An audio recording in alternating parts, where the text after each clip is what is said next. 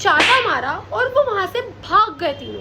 सोच लो, एक लड़की ने मुझे इतनी देर चाटा मारा और वो वहां से भाग गए। ज्यादा रोई मैं, इतना ज्यादा रोई मैं, एक सेकंड के लिए तो ऐसे नम सी हो गई थी कि क्या हुआ है मेरे साथ। मैं प्रोसेस ही नहीं कर पा रही हूँ कि मुझे किसी ने चाटा मारा है बिन वजह। पहली बात तो मैं उनको जानती नहीं, ठीक है, मेरी उनसे बात नहीं होती, बस मुझे इतना पता है कि हाँ वो मेरी क्लासमेट्स है। मैं उन्हें जानती नहीं, उन्हें पहचानती नहीं, उनको मेरा घर कैसे पता चला मुझे ये नहीं पता। मैं उनके लिए अपनी फेवरेट डिश छोड़ के आई थी, अब वो भी ठंडी हो गई होगी ऊपर, और मैं पिट भी ली यहाँ पे फालतू का।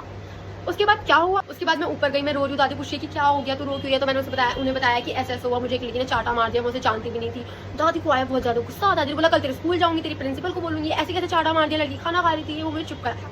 देन नेक्स्ट डे हम स्कूल गए, तो प्रिंसिपल मैम के ऑफिस में गए। दादी वहाँ पे जाकर चिल्लाने लग गई कि आपके स्कूल के बच्चों को मैनर्स नहीं है, ऐसे कैसे लड़की को मार दिया, लड़की खाना खा रही थी, लड़की खाना छोड़ के उनके पास गई उनसे मिलने के लिए, आपके बच्चों को स्कूल को बिल्कुल वो नहीं है, ये नहीं है, वो नहीं है, ऐसे हो गया था। उसके बाद मैम ने उस लड़की को बुलाया और दादी बोल रही है इसके पेरेंट्स को बुलाओ, इसको स्कूल से निकालो। मैं वहाँ चुपचाप ऐसे बोंदू बच्चों की तरह खड़ी हुई कि जैसे मुझे तो कुछ पता ही नहीं है, चाटा तो किसी और को पड़ा था, मैं तो मारती ही नहीं।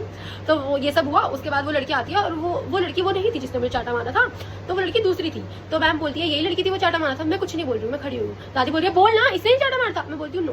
तो मैम उस दूसरी लड़की को बुलाती है। देन वो दोनों लड़कियां वहाँ पे होती है। वो तीसरी लड़की आई थिंक शायद आई नहीं थी, पता नहीं उसका नाम ही नहीं आया उस चीज में, ठीक है। वो दोनों लड़कियां आती है, मैम बोलती है कि तुम लोगों ने इसे चाटा क्यों मारा, ये वो। तो वो बोल रही है, वो तीसरी लड़की शायद आई नहीं थी, तो उन लोगों ने उस पर नाम डाल दिया कि मैम उसने बोला था चाटा मारने को।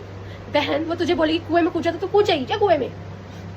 क्या चाटा मार दिया भाई फालतू में। सोचो इतनी सुंदर लड़की को कोई चाटा मार रहा है। उसके बाद क्या हुआ, मैम दादी चिल्ला रही है कि इनके पेरेंट्स को बुलाओ, इनको स्कूल से निकाल दो, ऐसे किसी के भी घर पे जाके किसी को भी चाटा मार सकते हैं। मेरी लड़की ऊपर खाना खा रही थी। बस ये पॉइंट बार बार आ रहा था कि खाना खा रही थी। भाई हाँ खा रही थी मैं अपनी फेवरेट भिंडी की सब्जी जो तुमने मुझे नहीं खानी थी, बदतमीज लड़की। तो उसके बाद मैम मेरे से पूछती है क्या करना है बेटा। मैंने बोला मैम इट्स ओके कोई बात नहीं। और दादी बोली क्यों इट्स ओके, क्या इट्स ओके कोई बात नहीं, क्यों इसको स्कूल से निकालो, ऐसे बच्चे आपके स्कूल के, ऐसे तमीज सिखाई आपने बच्चों को। उसके बाद फिर मैम दादी को बोलती है कि आप 2 सेकंड के लिए बाहर जाओ, हम बच्चों से बात करवाते हैं, बच्चों के बीच में सुलह कराते हैं। फिर मैम मेरे से पूछ रही है कि क्यों मारा तुमने उसको चाटा। तो बोल रही मैम सॉरी हमसे गलती हो गई, आज के बाद हम ऐसा नहीं करेंगे। तो मैम मेरे से पूछ रही क्या करना है बेटा। मैं बोल रही मैम कोई बात नहीं, आज के बाद ये लोग ऐसा नहीं करेंगे, मेरी तो बेस्ट फ्रेंड है, वो कुछ भी नहीं करेगी, वो तुझे तो बहुत ज्यादा पता है। फालतू में 1 सेकंड की साइलेंस के बाद तो चाटा पड़ा था, याद है तुझे? हाँ भाई याद था मुझे। उसके बाद हुआ कुछ नहीं, मैम ने हम लोगों की सुलह कराई, हैंडशेक कराया, हक कराया, खत्म स्टोरी। बट इससे मुझे ये पता चलता है आप चाहे बड़े हो या छोटे, आपको कोई भी किसी भी समय हर्ट कर सकता है, तो be prepare. Bye, love you all.